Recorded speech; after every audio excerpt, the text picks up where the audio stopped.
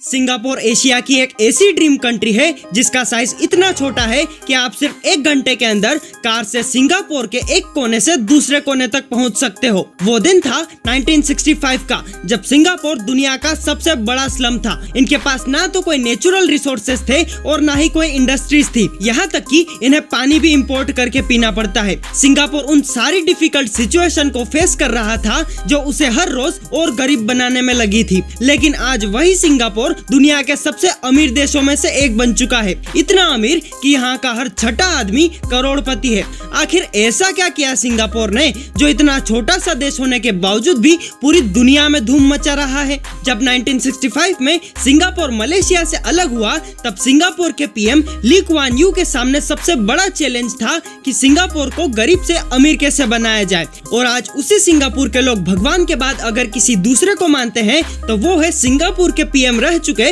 Lee Kuan Yew, क्योंकि यह एक ऐसे विजनरी लीडर थे जिन्होंने ऐसे डिसीजंस लिए जिससे सिंगापुर फर्श से अर्श तक पहुंच गया। सिंगापुर ने मेनली इन 6 प्रॉब्लम को सॉल्व किया। जब सिंगापुर गरीब था तब सिंगापुर के लोगों के पास रहने के लिए घर नहीं थे, और अगर लोगों की बेसिक नीड ही फुलफिल नहीं होगी तो फिर कंट्री डेवलप कैसे होगी। और गवर्नमेंट के पास भी इतनी जमीन तो थी नहीं कि वो सब लोगों को घर बना कर दे सके। तो इसके लिए गवर्नमेंट लैंड एक्विजिशन एक्ट लेकर आई, जिससे गवर्नमेंट किसी से भी उसकी प्राइवेट जमीन को काफी लो प्राइस में खरीद सकती थी। और उस जमीन पर सिंगापुर की गवर्नमेंट ने नए घर बनाकर काफी लो प्राइस में लाखों बेघर लोगों को रहने के लिए घर दिया। और अगर लोगों के पास घर खरीदने के लिए भी पैसे नहीं है तो लोग पैसे इंस्टॉलमेंट में भी पे कर सकते हैं, जिससे आज सिंगापुर के 80% से भी ज्यादा लोग पब्लिक हाउसिंग में रहते हैं। और यहाँ के लोगों को जॉब्स देने के लिए अब सिंगापुर के पास कोई नेचुरल रिसोर्सेज तो थे नहीं, और लोगों को भी जॉब्स तब मिलेगी जब दुनिया भर से कंपनी सिंगापुर में आकर बिजनेस करेंगी। इसलिए सिंगापुर की गवर्नमेंट ने यहाँ बिजनेस करना इतना इजी बना दिया कि 1 दिन के अंदर आपकी कंपनी रजिस्टर होकर चालू हो जाएगी। हर कोई बड़ी ही आसानी से बिजनेस कर सकता है, जिससे आज Singapore easiest country of doing business की लिस्ट में दूसरे नंबर पे आता है। दुनिया भर में गवर्नमेंट अपनी कंट्री के लोगों से टैक्स इसलिए लेते हैं ताकि कंट्री का डेवलपमेंट हो सके, लेकिन सिंगापुर की गवर्नमेंट का टैक्स लेने का तरीका कुछ हटके है। वो लोगों से इस तरीके से टैक्स लेती है जिससे लोगों को यह बिल्कुल भी नहीं लगता कि वो कोई टैक्स दे रहे हैं।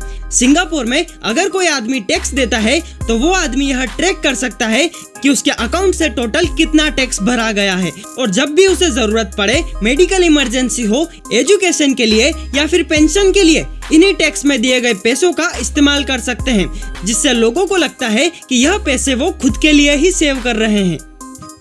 सिंगापुर के पास नेचुरल रिसोर्सेज तो नहीं थे, लेकिन उसकी जियोग्राफिकल लोकेशन ऐसी थी जिससे उसे सबसे ज्यादा प्रॉफिट हुआ, क्योंकि सिंगापुर एक ऐसा आइलैंड है जो एशिया और यूरोप के मिडिल में है। और एशिया और यूरोप के बीच में कोई भी बिजनेस समुद्र के रास्ते से होगा तो वो सिंगापुर होकर ही जाएगा।